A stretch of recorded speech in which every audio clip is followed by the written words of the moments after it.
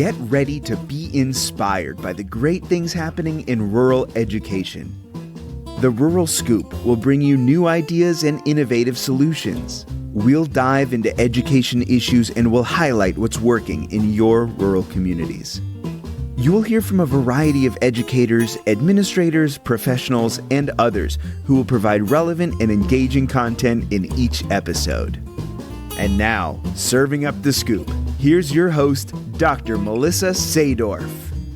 Well, welcome back to the Rural Scoop. I'm your host, Dr. Melissa Sadorf, and I'm excited about today's conversation because it's one of my friends that we get to talk about, and that is going to be focused around policy. And some conversations are about policy, but really this one takes a step further and it goes into responsibility.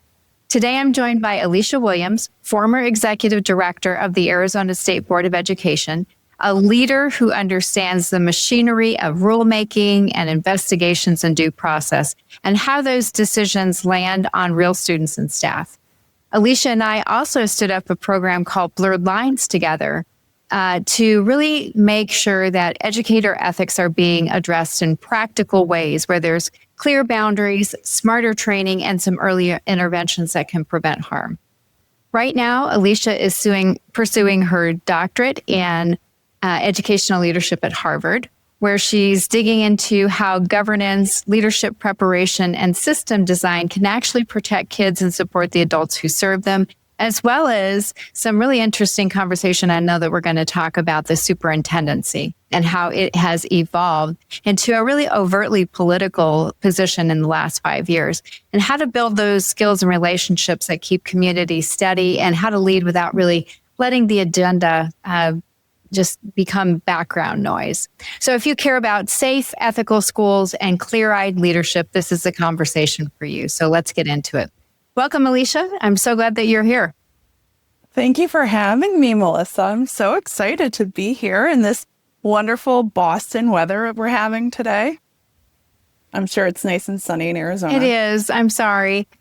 But I'm sure it's beautiful. You can't shovel sunshine. I'm sure it's beautiful. It's like a snow globe. It's lovely. Gosh. It's awesome.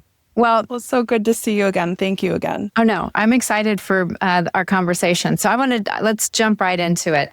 And I want to start with Blurred Lines because we built that out together to make boundaries really explicit and practical. Mm-hmm. And so in your own words, what gap was it that we were really looking to close? And what does the training do to solve problems on day one? Oh, those are good questions. So for a little bit of like context and background for the listeners, Melissa serves on the Professional Practices Advisory Committee for the Arizona State Board of Education. So she was part of that committee when I was the executive director of the State Board of Ed. And one of the things that both of us saw after I had left the state board was there was this gap that needed to be filled pertaining to ethical training, especially in the day and age where we're seeing like a significant increase with social media and direct connection with students. And so we sat down and we figured out like, okay, what are some of the cases that we've seen come through the State Board of Education and come through the PPAC that we could basically make like case studies on. We took those case studies and we've presented a few times now to faculty at the administrative level so that administrators know, hey, like some of this behavior, we chalk it up to being like overly empathetic, right? It's like your all-star teacher. But those same characteristics of an all-star teacher can quickly move into a realm of unprofessional behavior. And so you and I worked on creating some training that we could share and address some of those problems that, you know, we want to lead with good intentions. We want to ensure that things are going down a correct and moral route. But unfortunately, sometimes like we need adults in there to kind of see like where these blurred lines are so that they can stop it before a child is hurt. Yeah, absolutely. What's the moment that you realized, and I'm sure it was probably even before you were executive director, because you were in charge of special programs, which PPAC falls under, that moment where you realized, okay, policy just isn't enough. We really have to address practice and changing practice. Oh, a great question. As you're asking me this question, I'm literally in my mind thinking of the guy's name. And in that moment, and I'll give a little bit context of the background, there was some immoral behavior with a female student. There was no court prosecution, right? So their level of evidence didn't meet the court's level. And what we found through the investigation was that he had been doing these types of behaviors for like 3 or 4 schools. And he wasn't caught until I think the 4th or 5th school. And so it was in that moment of like, what is prohibiting people from identifying these behaviors and then reporting it to whom it needs to be reported to? Yeah. And then questioning, like, are we even set up to have a correct reporting mechanism for those school administrators, whether in Arizona it was a charter school or district school? Do we have those reporting mechanisms set up so that it's easy for people to report? And I think that case was the moment where I was like, hey, something's got to be fixed here. But there was so many unknowns, and that led us into like a huge deep dive and doing a massive research study to figure out like really where the problems were in Arizona, to determine like, one, what loopholes do we need to fix in both administrative code and in Arizona law? But then 2, was there something that we could put in to prevent this for even to even occur? Yeah. Yeah. What did that look like? I mean, when you guys were taking the time to really do that deep dive, you mentioned there's 2 different things that you're paying attention to. You're paying attention to what the state board is putting out as far as expectations around certification. And of course, that's a big part of it. But there's also state law. And so you really had 2 places that you were focusing your time and your attention, especially in your advocacy efforts, to ensure that the public knew what was going on. Walk us through, what did that look like for you as a State Board of Ed employee? I love that I'm giggling because for one of my Harvard classes, I literally just wrote a 15-page paper on this exact thing. Oh, hey, of like leading change. So I should just like pull it up. Yeah. It really started with the staff. So it started with us looking at the cases that the board had already adjudicated to figure out what our trends were. Because 1, I didn't know what the trends were. Right. And 2, I figured if we were able to figure out some very impactful trends, those could turn into a really strong narrative. Right. And so I think that was in 2018, we released like the first enforcement action report. And then from there, we looked internal first. What could I change at the agency level, right? Budget, staffing, internal procedures, policies. And then what did I need to do at the statutory level? And that was really important because, to set the scene, it was a Republican supermajority. And while we had great relationships, right, with the electeds, I knew, and my wonderful deputy director at the time knew, that if we didn't fix things ourselves in-house and then ask for the statutory changes, they were going to be like, well, you have too much to do on your own. We're not even going to like take this seriously, right? So once we fixed things in-house, I brought in the different education ABC groups, right? ABC, you have the Rural Schools Association, you have the Arizona School Administrators, you have the Charter Association, the Teachers Union. I brought them in one by one, and I just showed them the data. And I asked them, like, what do you want to do about this? And I let them talk, and I let them come up with their ideas. And then I was like, okay, well, here's what I'm thinking. Would this work with your group, with your members? I think the biggest hurdle I had was with the union, the Arizona Educators Association, and the Charter Association, because rightfully so, the union wanted to protect the profession, right?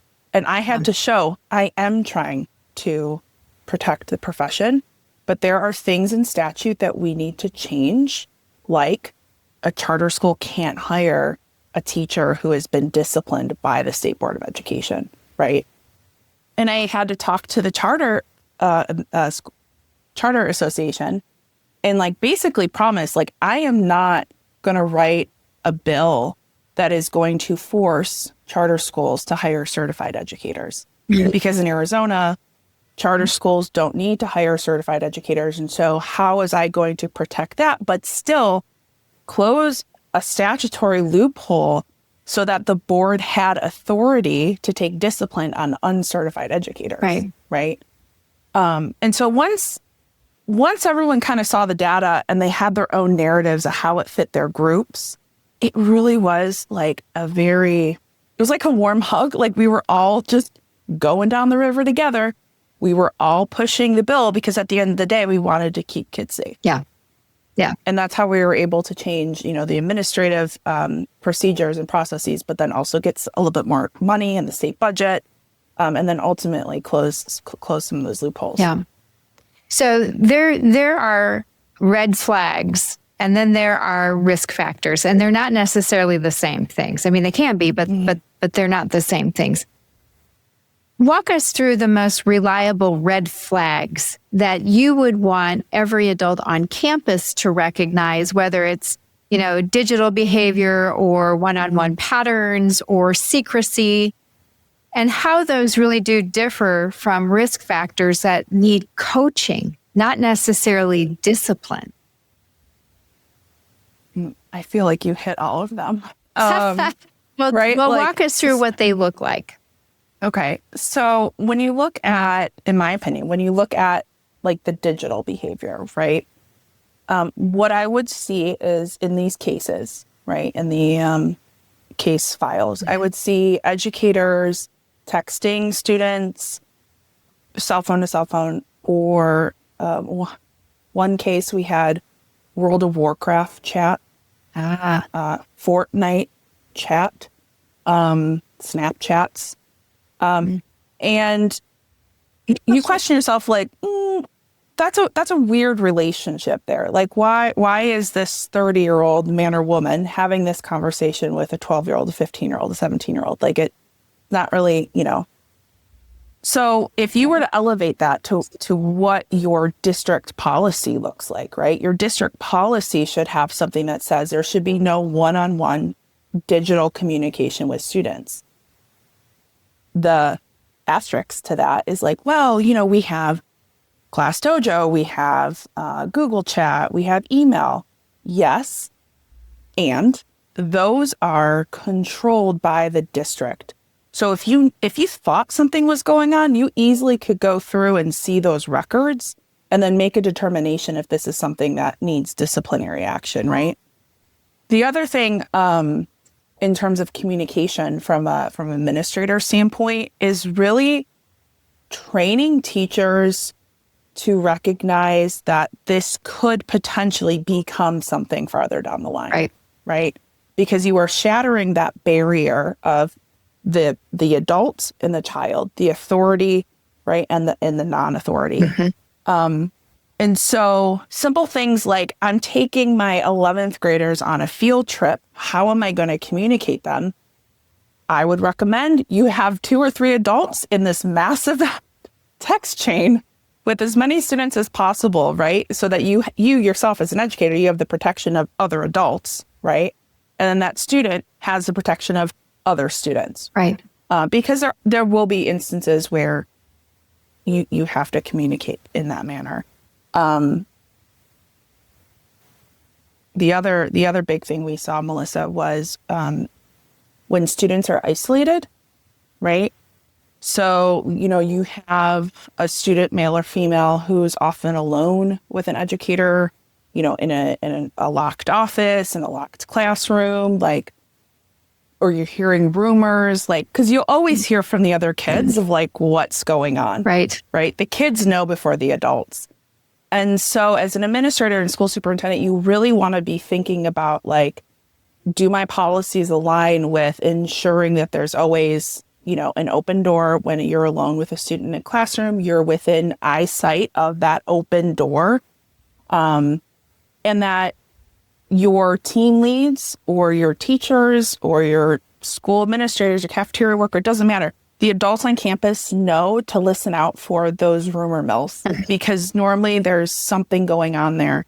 And if you catch it ahead of time, it's probably going to be just, well, I'm trying to like relate to my students. I'm trying to like, be a cool teacher. And you almost have to like black and white explain like why we don't want to be doing this. Like, we're not trying to suck the fun out of being a teacher. We're just trying to protect you and we're trying to protect the student. Right. I hope I got everything. Yeah. Well, and that goes to those risk factors that need coaching. It's not that you can't ever talk to your students. It's making sure that you're framing it in a way that's professional and doesn't cross those boundaries between adult and child. So if I was a leader and was listening to this conversation, what might I want to take away from that, Alicia, that would say, okay, I know that I might need to intervene and I need to do it early and respectfully and clearly. So how might I approach that if I were a leader where I wasn't sure that there was something that was bad that was going on, but it just wasn't set up correctly? There were some problems that, we called it blurred lines for a reason. There's a blurred line there that potentially could lead to some red flags and some behavior that we don't want to see. So what can a leader do to approach that? I think it's twofold. And it kind of goes back to what we were doing at the State Board of Education, right? Like, what is in your control? Like, what can you double check? Do you have the policies in place at the district level, at the school level? 2, are those policies and procedures being talked about like every year? Like, do your educators and other staff really understand what those policies and procedures mean and how they're implemented? And then thirdly, this is my Harvard term. There's a book, I have it somewhere around here. It's called Humble Inquiry. So if I was that school administrator, I would lead with humble inquiry, right? I'm leading with a sense of curiosity, of help me understand why this is going on. Now, that's not to say, like, if I'm a school administrator and I have like pretty hard evidence, like I might not lead with humble inquiry, right? But if I'm talking to a 22-year-old right out of an educator prep program, right, who doesn't know anything besides digital communication, right? Yep. I'm probably going to lead in a manner that is I'm creating psychological safety for that individual, and using it as a teaching moment, right? Because at the end of the day, we are all teachers. Like, at the end of the day, I'm still a high school and middle school history teacher. I just got into policy, just somehow. So let's step into that, because social media and those digital boundaries were things that really we saw a lot. And, especially with novice teachers that they're very comfortable online, and that's how they socialize with each other and how they date and how they, set up what's happening on Friday night. And it is not a stretch for them to then turn around and do that with their students. So what specifically should districts really spell out for their staff about texting or direct messages or classroom apps, having a personal account that they're using for communication, and beyond just, okay, what does the staff need to know about all of that? But how do you enforce it without creating that kind of a gotcha culture? Great question. That's a really great question. I would love your take as a former superintendent, right? Because, to be honest, I've never been a superintendent.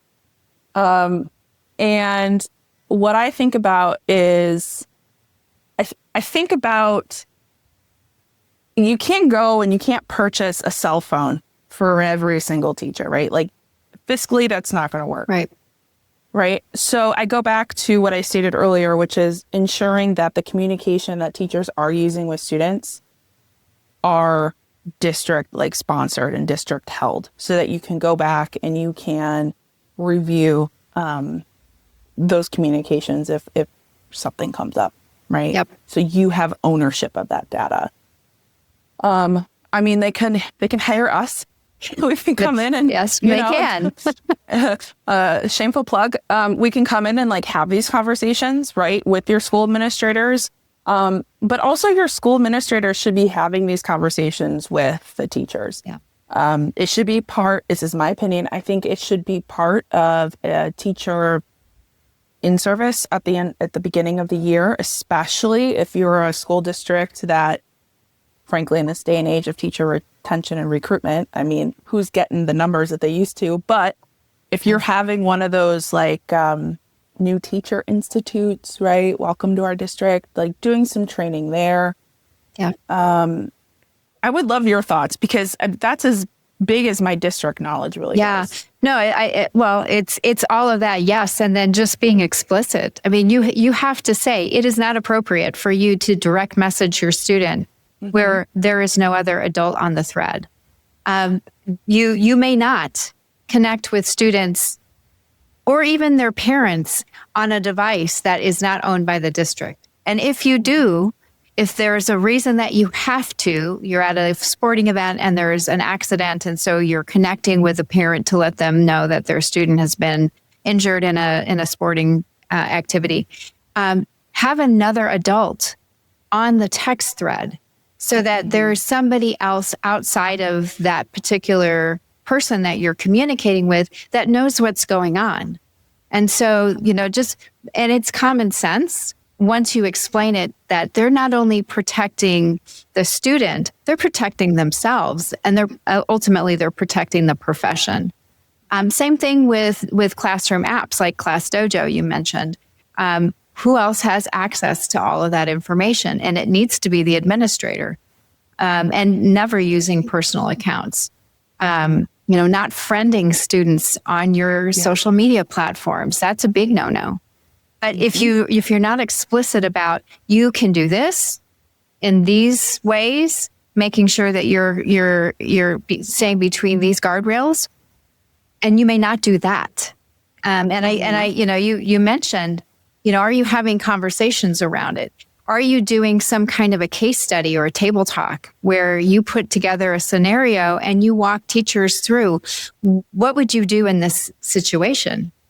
If you run across a teacher and a student that are behind a locked classroom door and it's your neighbor down the hallway and you're the new teacher and they're the ones that is the veteran that's been there for 20 years. What would you do in that situation? And talking through, well, what would you expect as a district or as the principal of the school? What would you expect that teacher to do? So that's how I approached it. One thing, you and I feel like it's been like forever now, but we've been doing this for a while. And one thing that it just dawned on me in this moment that we haven't really discussed within Blurred Lines, but then also just outwardly, is bringing in parents and bringing in the community, right? Like back to school night. I'm wondering how that would impact if you clearly communicated to the parents, like, here are our expectations, so that if your student is saying XYZ is on Fortnite, right? Yep. And you're like, as a parent, you're like, oh wait, I heard that's not allowed.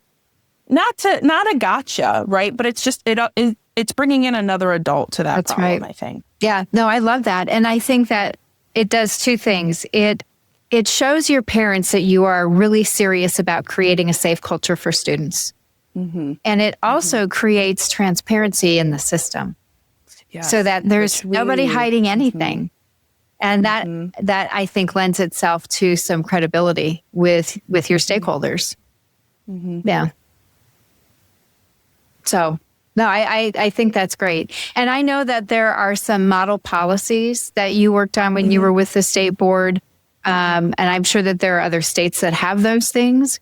And so leaders can look to their state to see what is in model policy language that they want to make sure that they're addressing, whether it's through their handbooks or their governing board policy manual, just so that things are in plain language and everybody knows what the expectations are.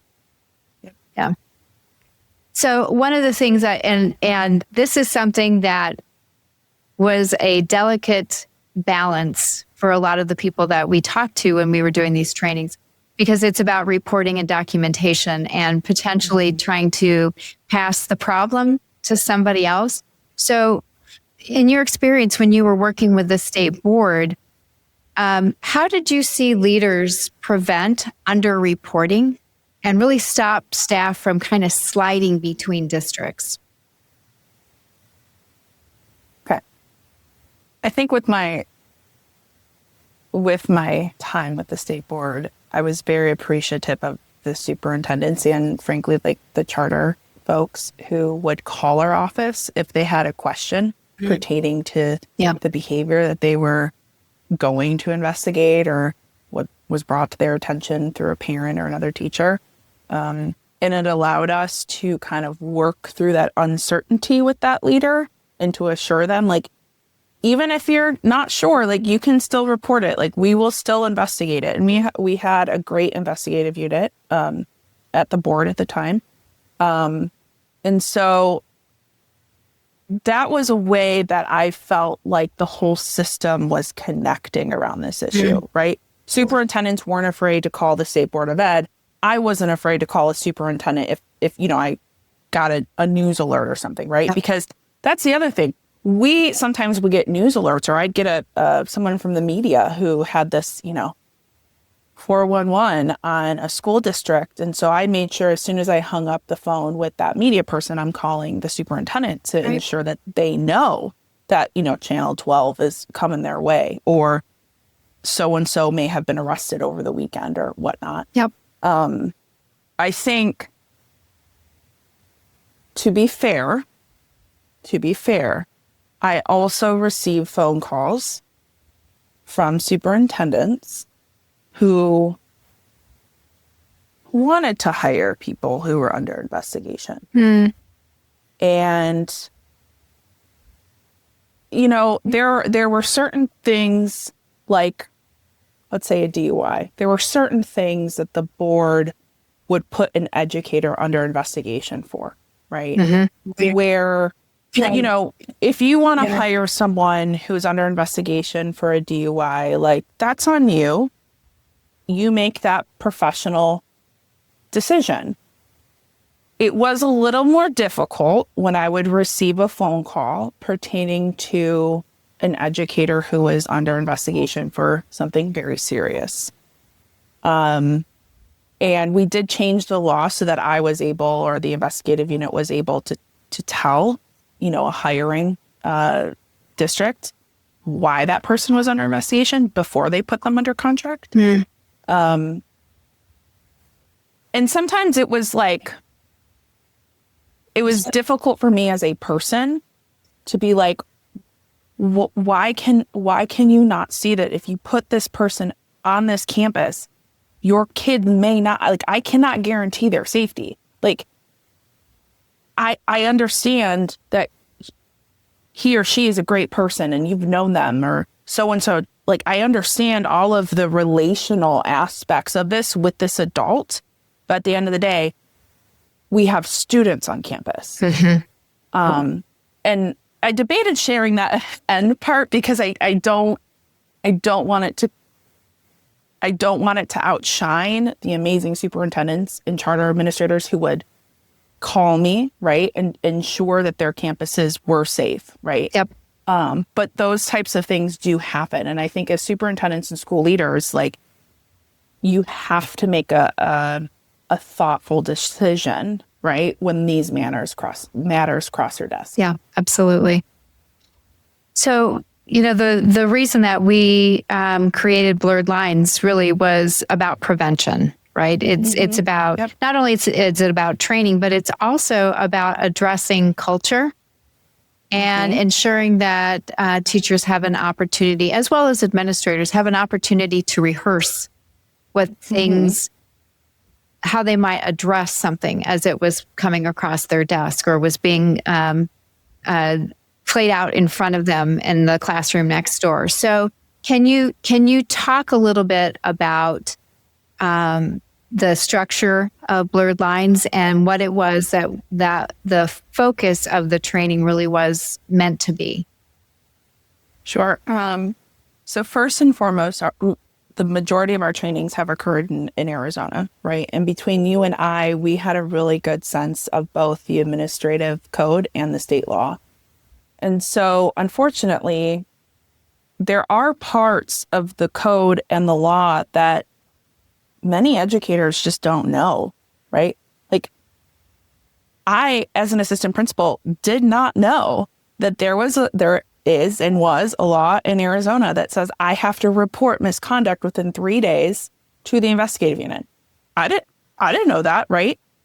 So you and I, when we structured this training, like we walk in whatever state it is focused, right? Like here are the rules that you're playing this game with. Like this is what you need to know, and then this is how you go and do it, right?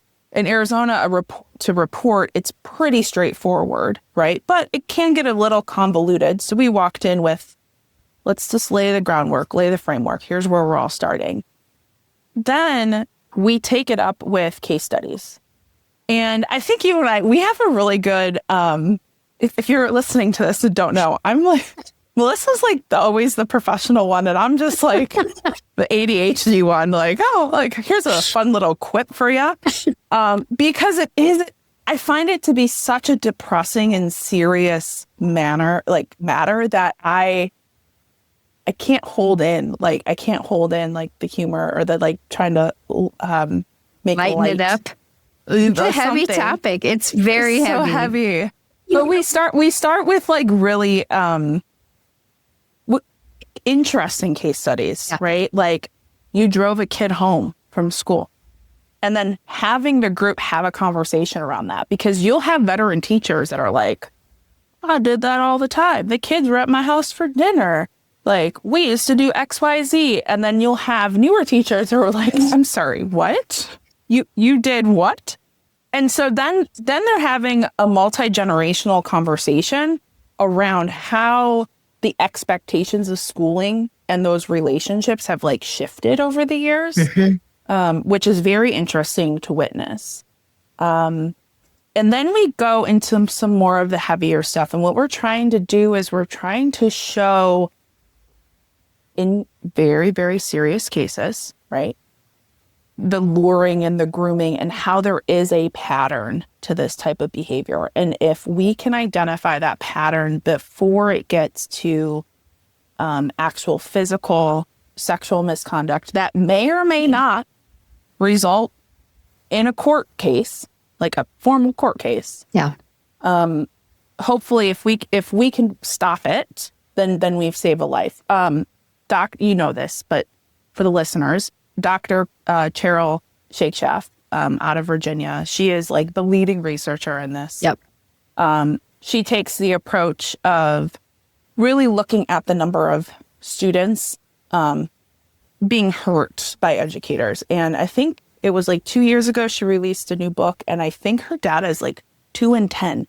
2 in 10 students will experience some type of sexual misconduct from an educator in their K-12 experience. Like that is a mind-boggling number. It's horrifying. And so there's not many trainings focused on the preventative aspect of it and giving it at a time where, you know, all eyes are on public education right now. Yes.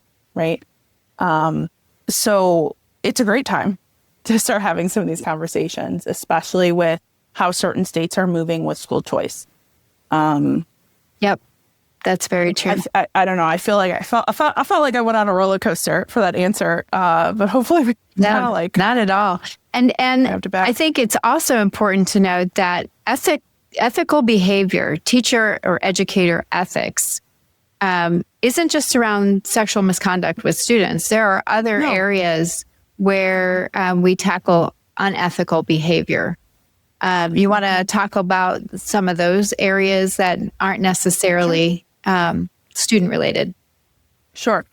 So these other areas are typically more so around like the HR aspect, right, of schooling. So we touch on like favoritism. We touch on questionable like behavior, right? And that's also like adult to an adult, right? Administrator to teacher. We talk about alcohol. We talk about drugs, but we also talk about like being cognizant of your personal social media use, right? Yep. And if you're at the bar with your friends at happy hour, because it happens, and then someone's posting it, like here are some things that we do know, like we have concrete evidence. It has happened to teachers within this, well, in our case, Arizona, right? Like a teacher goes out, they've been photographed with the beer in their hand, and then all of a sudden they can't get an assistant principal job because a school board committee member has made up certain things about that person because of that photo. And I'm not here to say that these individuals are making, like that school committee member probably shouldn't be denying someone a job because of what they're doing in their private time, right? But our job, you and I, Melissa, like we're trying to just bring attention to it so that people are more aware of how they show up outside of the classroom. Because frankly, schooling has become like a 24/7, 365 job. Yeah. It's a social community job too. Yeah. I think I hit on, what did I forget? What No, did I miss? I think you got it. It's you know, we tend to hold our school leaders and our teachers to a different standard. And they're expected to be role models, not just in the classroom, but outside of the classroom. And it's important that teachers have an understanding of what their community expects from them as far as behavior if they are under contract. And if we aren't clear about that, then we're setting them up. And we don't want to do that. Exactly. Yeah. So from your vantage point and the research that you're doing right now at Harvard or in your conversations around other states, because you worked with other state board executive directors as well, what are some maybe new misconduct patterns or boundary issues that are surfacing, and how might districts want to adjust to that? That's a great question. I don't think it's a new thing. I think what's happening is that there's more media attention on the issue. And so one, it's the sexual misconduct. And the issue I'm seeing news and media saying XYZ teacher did ABC with student and they've been arrested. Or sometimes the media is just like parents have been complaining, right? And so you as a school leader, you're then dealing with a PR crisis, right? Which may have caught you off guard. And I think that the key here with the ethics is understanding the media piece of it right now. Yeah. And then overlaying that media piece with your community and your state's political context. Good point. Because if you're in Massachusetts, I'll be nice to my new state that I live in. I am not a fan of their educator disciplinary process. I don't think it's very transparent. And there has been legislative bills to make it more transparent. I actually wrote to one of the legislators. I'm like, hello, I'm here now. I can help you. Would love to help you. I think, the Boston Globe is always writing about a lot of the bigger cities, right? Sure. The Bostons, the Chelseas, right? Not so much a lot of the rural areas within Massachusetts. Right. Massachusetts does have many rural areas. And so I have seen how that negative PR has impacted the superintendency and also the longevity of those individuals in that position. Right. And so I do also wonder, before I left Arizona, those enforcement action reports, we were seeing elevated trends around drugs and alcohol. And so for me, I don't have the data to make a statistical comparison, but I would question what's the mental health of our educators look like, right? Yeah. That we're seeing an increase in drug and alcohol. Yep. And so as leaders, like, what are you doing to ensure that, they have the resources that they need, right? And it goes beyond giving them the, you know what I'm talking about, that EAP. What's it called, Melissa? The Educator Assistance Program. Yeah, it's more than that. Yeah. It's more than that, right? Like, so how are you building in those systems and structures of like an caring environment, right? To ensure that individuals have support that they need. And some superintendents, I wish I could like name drop one, but I have been reading that some superintendents are figuring out like that wellness aspect of the school community with their educators. Yep. So yeah, those three things, the sexual misconduct, the alcohol, and the drugs, I think would be my three top. If I was a superintendent and I was like really concerned about this, which everyone should be, I'd be focusing on those three things. So I want to shift the conversation a little bit. You've talked about how you're at Harvard and you wrote a 15-page paper on stuff that we are just talking about, which is amazing. So talk to us a little bit about what's going on with Harvard. Yeah. So it's the educator, it's the EDLD program. So it's a doctorate in education leadership. It's a 3-year program. I'm in year 2. Next year, I will go into a residency, which I have one on. I have a little plan for my residency, so I'm excited about that. But really, what I love the most about this program is that, yes, it has your theory and it has how to be a superintendent, right? But there's enough wiggle room for me to do things that are of interest to me, such as like my policy work. Like, I love policy. I love keeping kids at the center of local and state policy, which is another story for another time. But Melissa, that like when I left the state board, I was done. I was done with state anything. I was done with education. Like, I was so burnt out. And so for me to like sit here today and be like, I'm all for policy, like, I'm growing. Yeah, it's a big, which is another part of the program. Like, they really focus hard on you as a person and your own leadership development, which I'm learning about myself. I'm learning about like adult development stuff. And I'm like, oh, that makes total sense now. But two big things that I'm very proud of, that I'm part of. One is I've been working with my advisor, Paul Revel.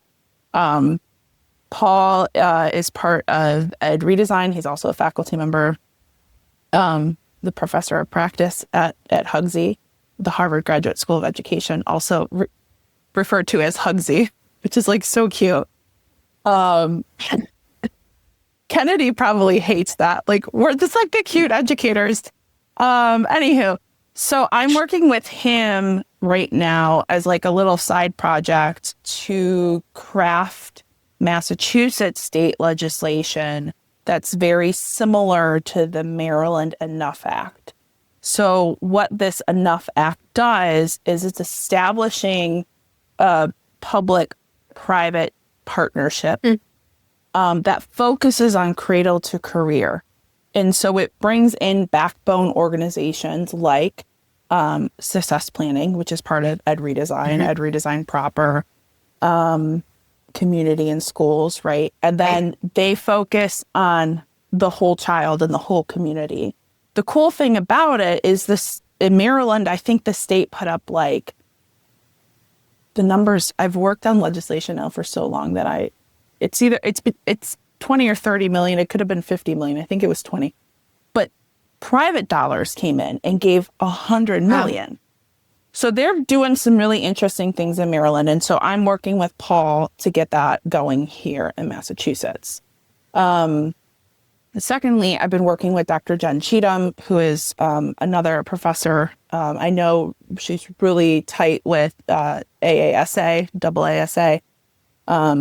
And she asked me to be an editor on a book that's going to come out next fall. And I did get the title for us because I emailed her this morning. I was like, so are we like good on this title? Like, could I share it? And she's like, oh yeah. So it's the civic leadership in the superintendency. And it's great. I've read it a couple different times now as I'm editing it. And it really, every chapter is addressing a different aspect of the job. Right? So you have Dr. Rachel White, who, if you don't know her, amazing. like amazing. She writes a chapter and just talks about like identity and how the superintendency is like shifting and who's doing what. And then you have Paul Revel, Dr. Paul Revel, who I spoke about earlier. He wrote a chapter on state governance, right? And how you as a superintendent can interact, right, with state government and policies and whatnot. Anywho, it's super good. It's going to come out next fall. And I'm really proud to have had her ask me to like edit it. And it was really super fun to be like smally, that's not even a word. The smallest recognition for my professional experience, right, in Arizona. Yeah. Because you have practitioners who, you know, some of them have been out of the work for a little bit. And you know, I got to edit and I'd be like, this is great. However, we need to add da-da-da-da and this and that, just because of how politics have changed, has changed across the country. Yeah. And then part of that book does talk about the so her group is called the Collaborative on Political Leadership, and there's a framework that talks about the micro, the meso, and macro levels of like the superintendent position. Yep. And so that book is like overlapping that framework, which I think, especially new superintendents, I think we're going to need that. I mean, one day I'll be a superintendent. I'll probably need that book. And it's super common sense stuff, which I always like. I don't want really high academic stuff. I just want common sense, direct. Practical. Yes. Yes. So that's Harvard right now. So talk a little bit about, I mean, you've read the book a couple of times through. What are the skills that superintendents have to build now? Because it is an increasingly explicitly political position. Mm-hmm. So talk more about that. I'm interested in hearing what those things are. And then the other side of that, Alicia, too, is how do you teach those without partisanship becoming part of the equation? Really? That's such a good question. And, you know, after this, I'll like send an email to Dr. Cheatham. I'll be like, you should go on Melissa's podcast. She should. Talk all about your book. So from what I recall, you know, community, right? Mm-hmm. How are you investing your time in the community and building those relationships, right? Especially in a political climate where a single shift of your governing board means like you're out, right? And all the work that you've done is gone. It's also, you know, we talk about the urbans and we talk about rural school districts. It's understanding the differences between those two. Mm-hmm. This is my opinion, not the book's opinion, my opinion. I think urban superintendents are almost like a figurehead, especially in like really, really large school districts. Sure. Whereas rurals, I think you have the opportunity to really engage more within the community and have a better understanding of what's really going on at the ground level. Hence, if I ever am a superintendent, we'll only do it in a rural school district, because I'm very strong in the relational aspect of leadership. Yep. But the book talks about like being a political leader, thinking politically, getting involved with state government, right? Which, if I was to take it back to Arizona, I had a superintendent like kitchen cabinet, right?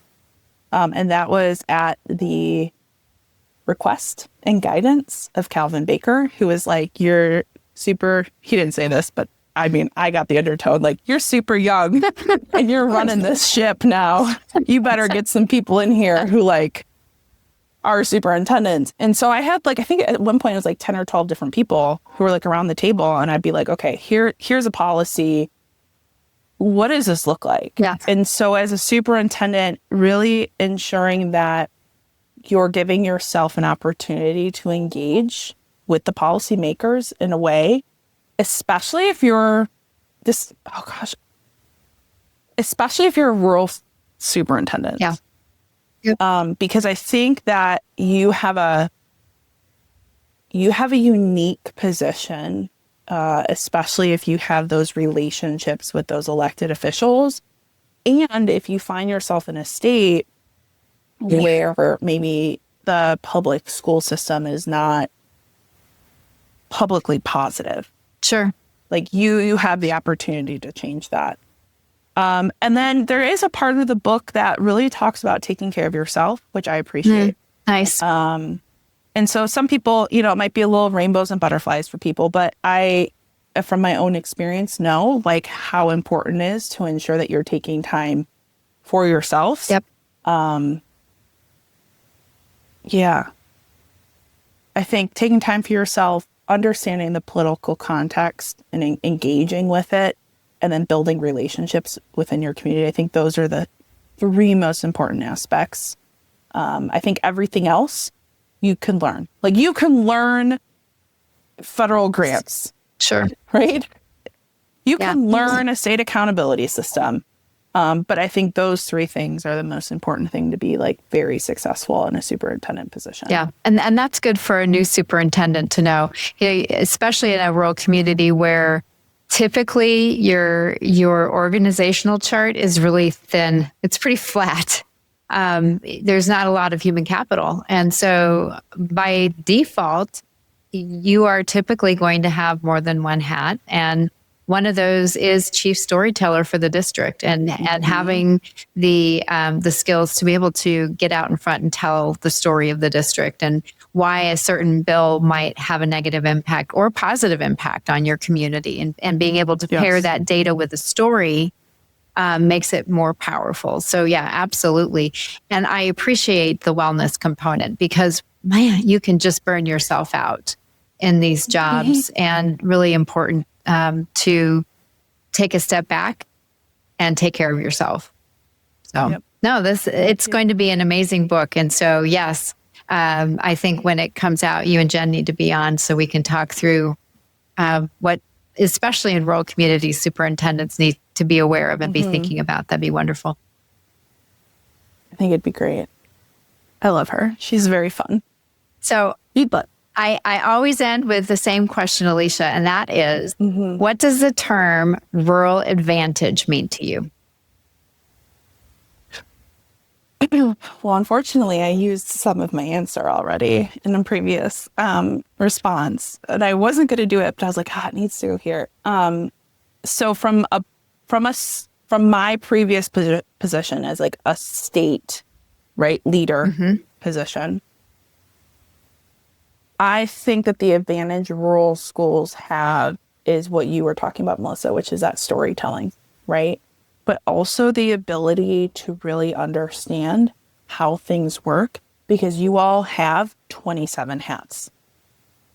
Oftentimes, when I had to really understand how a policy was going to impact a school district, I would call up one of my rural school superintendents. And that's not like blowing smoke. Like I would call up like 𝐏𝐫𝐞𝐯𝐞 and I'd be like, what's Holbrook doing? Because I need to understand this, right, from this small perspective. But you probably have done this work, right? Whereas if I was to call up an urban, they, to no fault of their own, may not have the ins and outs of understanding all of that, right? I also think through that storytelling, because rural schools tend to be the largest employer, like within that area, you have so much political power, like so much. And especially in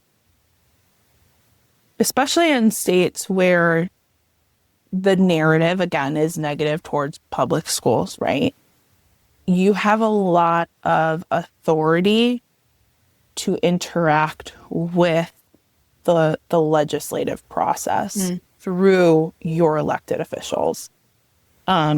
Because it's, in my opinion, it's like a catch-22. Like, they have to listen to you. You literally are the employer of everyone in that community, right? Who are voting for this person. Like, they have to listen to you. But it goes back to, like, how are you telling them that story? Like, what is the narrative that you're going to be using to ensure that they hear you, right? And they don't automatically just, like, put up that hand and be like, oh, I don't want to talk to this school superintendent. No, you will talk to me. So I think that's the power play, right? It's, look, you hire everyone, so go make your voice heard. Yeah. And then 2, like, you have the ability to do that storytelling because you know how to do the job. I mean, like I said, you do all 27 of them. Yeah. And I think that oftentimes as staffers, like I was, we need to be checked nicely, right? Like, we need to be told nicely that policy's not going to work and here's why. And then help us fix it. Like, help us fix it. And I always appreciated those superintendents who would help me fix something instead of just yelling at me. What a dumb idea. What a dumb idea. What were you thinking? Stupid. I'd be like, come on. Tell me what I should do. So. Oh, no, that's a great answer. I appreciate that. That recognition that rural really, they have to be generalists. They can't be specialists in any one thing. They really have to know it all. And there's such power in that. Yeah. I'm forgetting her name, but she graduated from the same program I'm in. And she is a rural superintendent in Texas somewhere. She found an issue with the Texas school finance formula and realized, like, her district was missing like $1 million, $2 million. Went to her elected and they completely revamped the Texas funding formula because of what she found. And she found that because she's the one doing the budget. Right. You know, and so now, like, she's part of the state budget committee and all this stuff. So, like, there is opportunity to enact change, right? In any position that you're sitting in. Yeah, definitely. I love that answer. Well, we've talked about the realities of state governance. We've talked about translating research into usable guidance, making educator ethics concrete, being clear on boundaries, reporting culture, and then obviously your lens on how the superintendent's role has shifted. So I appreciate you bringing your depth of knowledge to this conversation. Thanks for spending some time with me. Thank you for having me. I appreciate you. Well, friends, if this conversation sharpened how you think about safeguarding students and supporting staff, carry one insight into your next leadership huddle or board briefing and invite your team to respond. If the Role Scoop helps you draw clarity and lead with courage, please like this episode, subscribe to the show, and leave a comment with your takeaway. And share it with a colleague who cares about safe, ethical schools as well, because those signals help other leaders find us. I'm your host, Melissa Sadorf, and don't forget, in rural leadership, our strength is in our shared story. When we lead together, we thrive together. I'll see you next time. Thanks so much for tuning in to the Rural Scoop. If you enjoyed this episode, be sure to rate, review, and subscribe. Your support helps us keep these important rural conversations going. And we'd love to hear from you, so feel free to leave a comment or share your thoughts. You can follow along and never miss a new release by subscribing on your favorite podcast platform or by following us on social. We're on YouTube at The Rural Scoop, Instagram at msadorf1, and X at msadorf03. The Rural Scoop is produced with support from 𝐏𝐫𝐞𝐯𝐞𝐧𝐭 Educational Consultants. To learn more, visit 𝐏𝐫𝐶onsultants.com. See you next time for more great discussions about rural education.